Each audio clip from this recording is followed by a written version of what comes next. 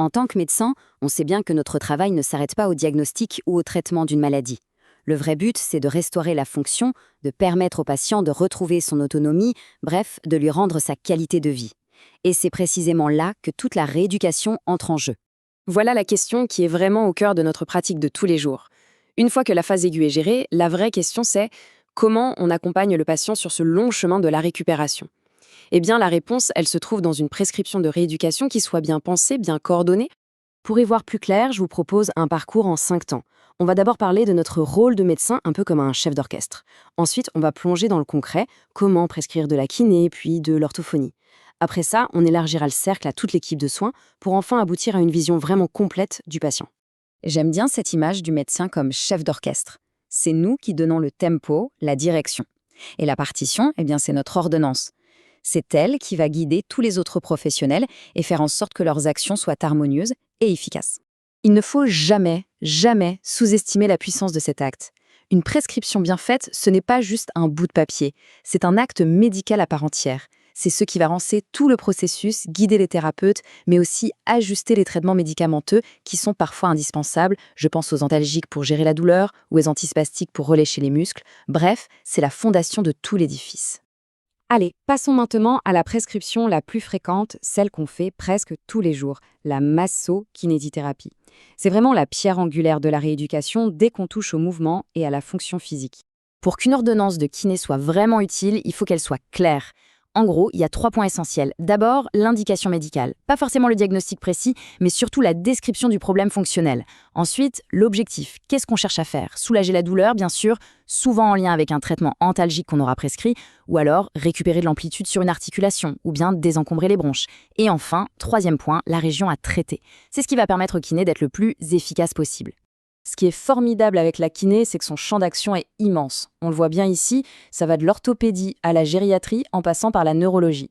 Pour un patient en post-opératoire, on va chercher un effet antalgique et de la mobilité, ce qui sera d'autant plus efficace avec une bonne gestion des antidouleurs. En neuro, pour un patient post-AVC, la rééducation sera parfois facilitée par des médicaments antispastiques qui vont diminuer la raideur musculaire. Et chez la personne âgée, l'objectif sera de maintenir l'autonomie, notamment par la rééducation à la marche. On change de domaine pour aborder une autre discipline qui est tout aussi cruciale, l'orthophonie. Là, on touche à des fonctions qui sont vitales. Je pense à la déglutition, qui est une question de sécurité, mais aussi à la communication, au langage, tout ce qui fait notre lien aux autres. Le champ de l'orthophonie est bien plus large qu'on ne l'imagine parfois. Ça ne se limite pas du tout aux ésaillements de l'enfance. L'orthophoniste va s'occuper de tout ce qui concerne le langage, que ce soit à l'oral ou à l'écrit, la voix, la parole, mais aussi, et c'est très important, les fonctions comme la déglutition. Alors attention, il y a une petite subtilité importante quand on prescrit de l'orthophonie. On doit distinguer le bilan de la rééducation.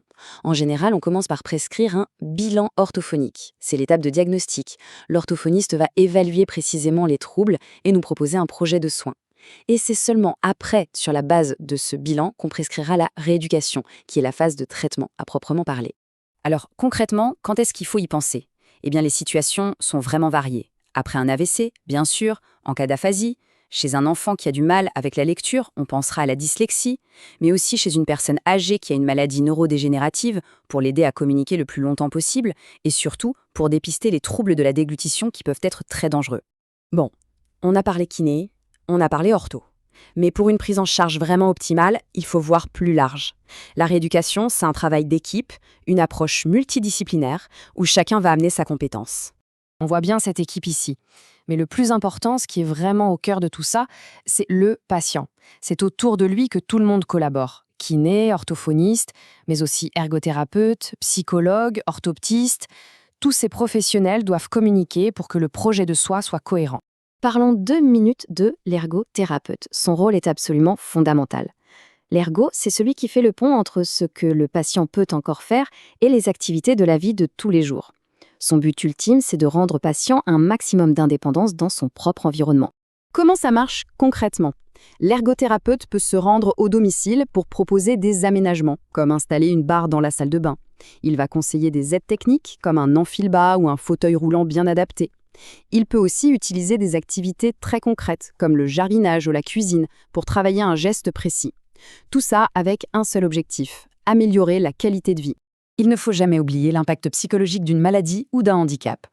C'est une épreuve terrible, pour le patient comme pour sa famille.